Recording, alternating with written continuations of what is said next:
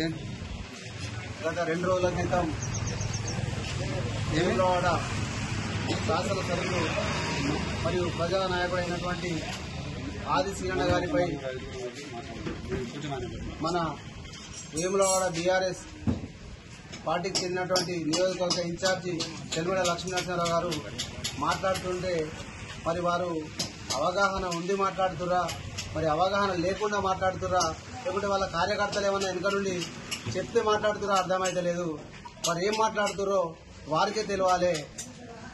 వాళ్ళ కళ్ళకు గంతలు కట్టుకున్నట్టున్నారు. వాళ్ళు వేములవాడ గత 10 సంవత్సరాలలో జరగని అభివృద్ధి ఈ సంవత్సరం లోపల నిధులు తీసుకొచ్చి శంకుస్థాపన చేసినటువంటి వ్యక్తి మా ఆదిశీలన గారిపై వాళ్ళ ఫోటోలకు పోజులు ఇస్తున్నారని చెప్పి అనడం, అది వారి ఆత్మవిమర్శ చేసుకోవాలి. ఒకసారి వారు ఏం మాట్లాడుతారో వారికే అర్థమైతే లేదు.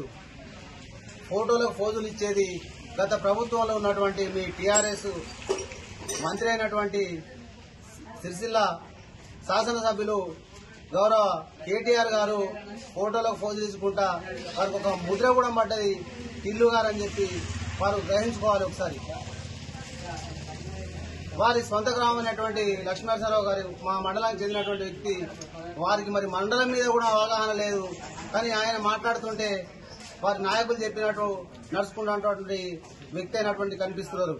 కాబట్టి లక్ష్మీనరసింహారావు గారు జర మీరు అదుపులో ఉండి మాటలు మాట్లాడాలి.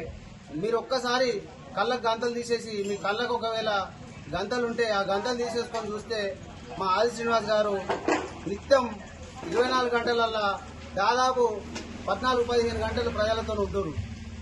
మీకు కనిపిస్తలేదా? ఒకసారి మీరు ఆత్మవిమర్శన చేసుకోవాలి.